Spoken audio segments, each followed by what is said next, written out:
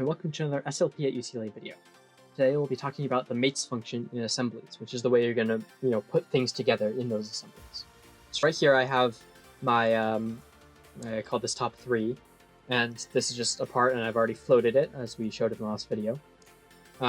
So what I'm going to first do is I'm going to mate, and I'm going to fix it in place via mates, which is better to do than just letting it fix itself, mostly because when it fixes itself, it doesn't let you move other parts mated to it. So basically, we can just do this here. We can choose the front plane and the front plane of the part. So every part is going to have its own front plane, and then the front plane of like the origin.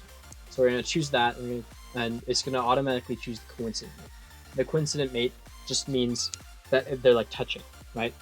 So we're going to click the check mark, and it's going to create this mate down here. You can kind of see it if I move my mouse icon out of the way. The coincident mate down here. So if I move it back, we can do the same thing with the top plane and the top plane. And you can see the part is moving around to those specific areas. And now, when I click the check mark again, the mates go away, and I have this mates down here. There's a list of all the mates that I have in my assembly. And now, if I click and drag, I cannot drag it around because that's fixed in place via those 2 mates. So now let's insert some more components. We'll take this guy. And so what we're going to do with this is we're going to show you some more kind of mates. So let's say I want this face and this face to always remain parallel, right? I don't want it to be coincident because that would mean it's all the way up there. I really want to put this circle in this circle, obviously. So I leave those 2 together. And I can still drag it around, but I can't like rotate it. And if I delete this, I can and maybe do the concentric first, which is just selecting 2 round faces, cylindrical faces. When I click the check mark, I can now rotate this around in the circle, right? And still up and down though. So let's say that this and this are parallel, but maybe I want this this side to be it facing this way instead of facing the other way. And to do that, I can just come down here and click this mate alignment, and it's covered up. Mate alignment here, and it'll turn itself around. I can click the check mark, and now I can no longer rotate around. I can just move it up and down. So to keep it from moving up and down, we're going to click the coincident and click this 2 faces. And now this 2 is fixed in place. But I actually want this one to be able to turn, so I'm going to delete this parallel mate here. And I'll move the mouse back. So now I have this, and I have a rotating, spirally turning thingy, right?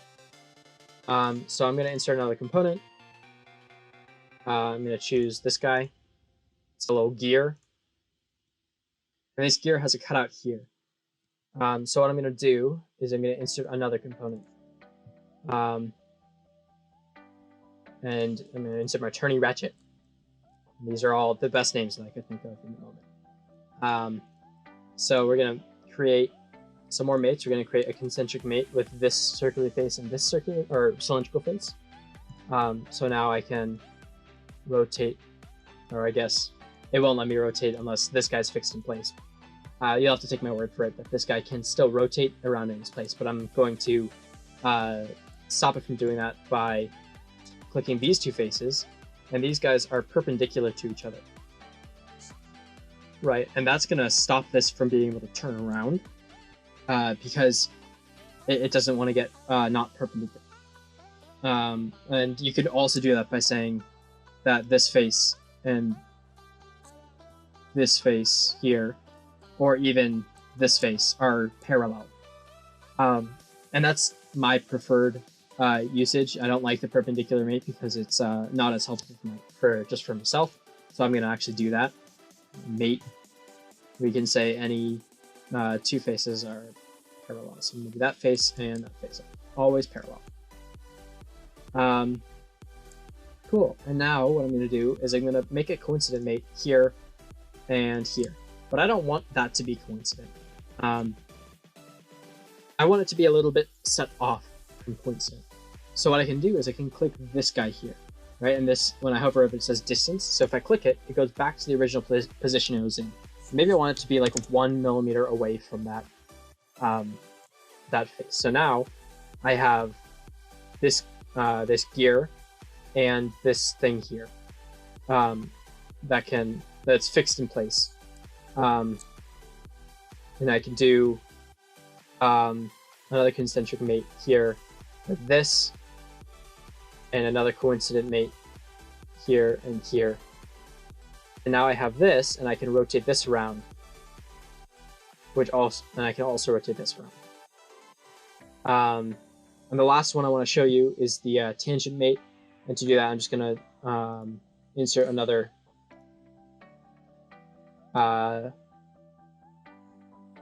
we'll insert another rotator gear here.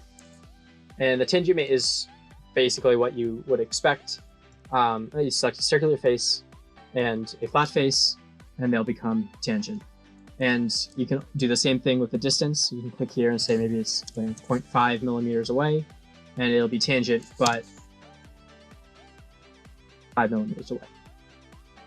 So say it's 5 millimeters all the time. All right, those are the standard mates. There are other mates that are a little more complicated. You won't really need to know until later, and we'll have other videos on the channel that you can look at if you're interested in checking out those kind of mates.